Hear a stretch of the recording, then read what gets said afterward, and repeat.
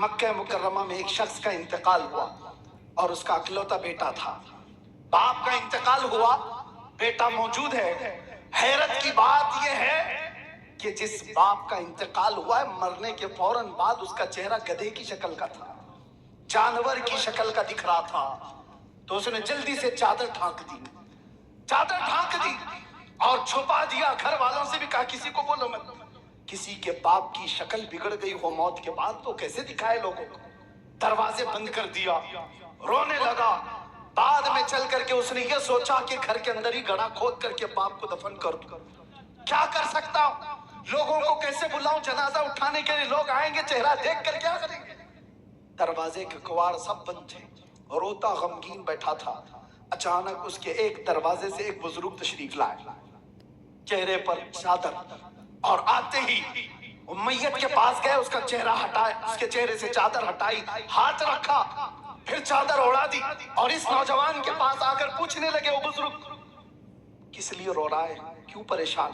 وہ کھڑا ہوا اور کہا آپ کیسے آ گئے میرے گھر میں نے سارے دروازے بند کیے تھے، اور اگر آپ آ ہی گئے ہیں دیکھ ہی لیے ہیں تو پوچھ کیا رہے ہو.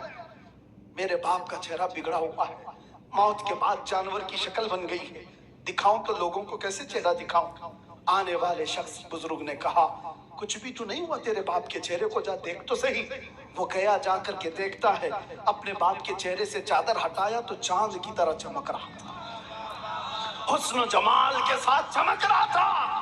اس نے خوشی کے مارے جھومتے ہوئے اس بزرگ کے پیچھے لپک گیا جو دروازے تک پہنچ چکے تھے. دامن پکڑ لیا اور کہا آنے والے محسن بتا تو صحیح، تو اللہ کا فرشتہ ہے، مکہ کا رہنے والا کون ہے. یہ حضور کے انتقال کے 400 سال بعد کی بات کر رہا ہوں، 400 سال بعد کی بات کر رہا ہوں. آنے والے شخص نے پلٹ کر کے کہا انا محمد الرسول اللہ، میں محمد اللہ کا رسول ہوں. ہاتھ پیر کانپنے لگے. کہا آقا آپ کیسے میرے گھر.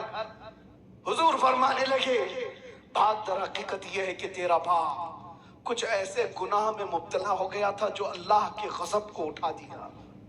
اللہ کا غضب جوش میں، اور رب تبارک و تعالیٰ کا غضب اس پر ہوا، اس کا چہرہ بدل دیا گیا. لیکن ایک بات ہے، تیرے باپ کا عیب میں تجھے نہیں بتاؤں گا وہ کون سا گناہ کرتا تھا. حضور سے اس نے پوچھا بیٹے نے. حضور فرماتے ہیں باپ کے عیب ہم بیٹوں کو نہیں بتاتے. ہائے یا دنیا ایک کا عیب پکڑ لے تو پورے محلے میں چرچا کرا.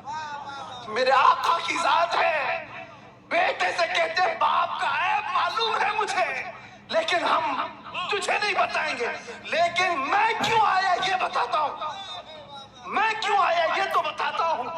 تیرے باپ کی برائی تو تھی جس سے رب ناراض تھا، لیکن ایک اچھا کام تھا تیرے باپ کا. یہ بستر پر رات کو اس وقت تک نہیں سوتا تھا جب تک 100 بار مجھ پر درود نہیں پڑتا تھا.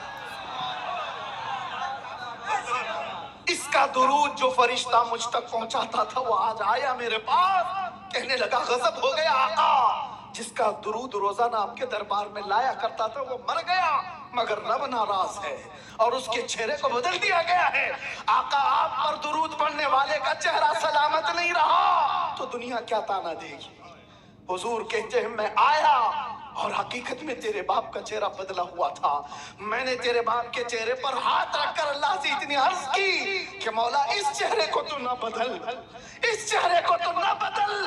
رب تعالیٰ نے فرمایا محبوب ہاتھ اٹھاؤ، اس وقت موجود لوگوں میں سب سے زیادہ حسن اس کو دیا جائے.